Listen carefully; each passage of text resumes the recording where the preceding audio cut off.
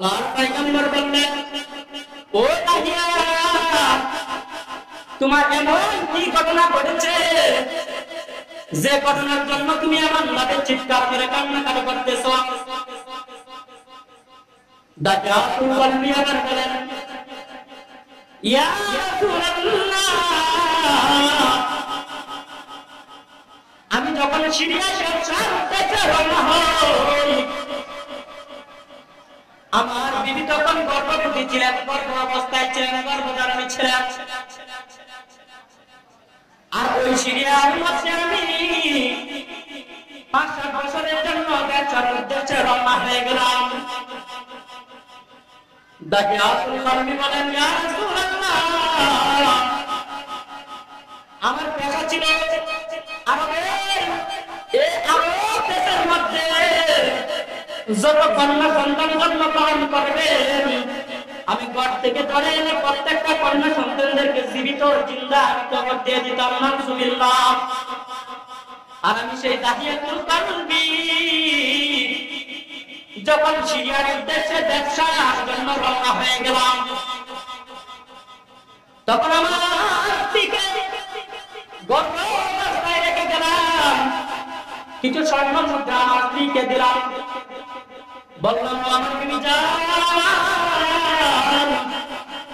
এই স্বর্ণ মুদ্রাগুলো আপনার হাতে রাখেন, তবে আমার শর্ত আছে একটা।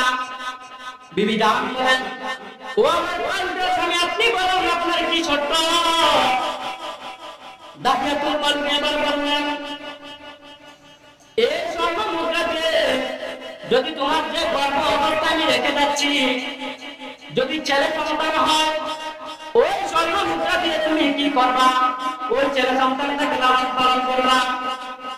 আর যদি তুমি তোমার ওই গর্ভধারণ থেকে যদি কন্যা সন্তান হয়, ওই স্বর্ণ মুদ্রা দিয়ে তুমি রুজের কামলা নিয়ে তুমি ওই কন্যা সন্তানদেরকে জীবিত তুমি চিন্তা কবর দিয়ে দিবা। জোরে বলুন না, নাউযুবিল্লাহ।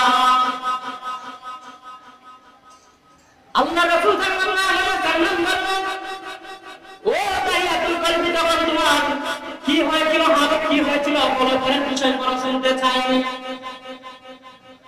দাহিয়াতুল কলবি তখন বললেন, আমি যখন সিরিয়ার মধ্যে চলে যাই, আমার স্ত্রী তখন একটি কন্যা সন্তান প্রসব হয়। আল্লাহু আকবার।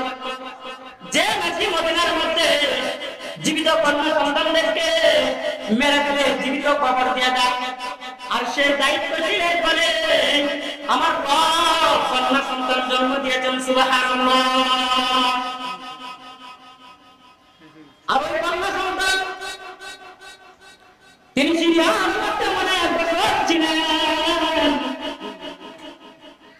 আর যখন এদিকে কন্যা সন্তানটি যখন জন্মগ্রহণ করলেন, মা জাতি বড়ই মধুময়, বড় মায়াবী। ওই কন্যা সন্তানদেরকে তিনি লালন পালন করতে লাগলেন, এদিকে বিবি লালন পালন করতে লাগলেন। আর যখন তিনি লালন পালন করতে লাগলেন, 3 বছর যখন পালিয়ে গেল, ওই কন্যা সন্তান যখন হাঁটতে লাগলো, কথা বলতে লাগলো, মাকে সর্বদাই বলেন, ও আমার জনমভূমির মা, আমার বাবা তো কোনদিন আমাকে আসে দেখেন, আমার বাবা কোথায় গিয়েছেন? প্রতিবেলায় মাকে বলে, ও আমার জনমভূমির মা, বিকাল বেলায় আমি যখন হাঁটতে বের হই, প্রত্যেকের বাবার সঙ্গে মাঠের মধ্যে যায়, ময়দানের মধ্যে খেলাধুলার জন্য যায়, কিন্তু আমার বাবা তো কোনদিন আসে না। আমাকে তো মাঠে নিয়ে যায় না, খেলা করতে যায় না, কাঁধে তুলে নিয়ে হাঁটে না। এদিকে দাহিয়াতুল কলবি এদিকে ভাবতে লাগলো, কেমন শাসন বাজা ছিলেন তিনি দাহিয়াতুল কলবি। দাহিয়াতুল কলবি যখন এই সিরিয়ার মধ্যে ব্যবসা করতে লাগলেন, এদিকে দাহিয়াতুল কলবির মেহমানরা অনেক বড় হয়ে গেল।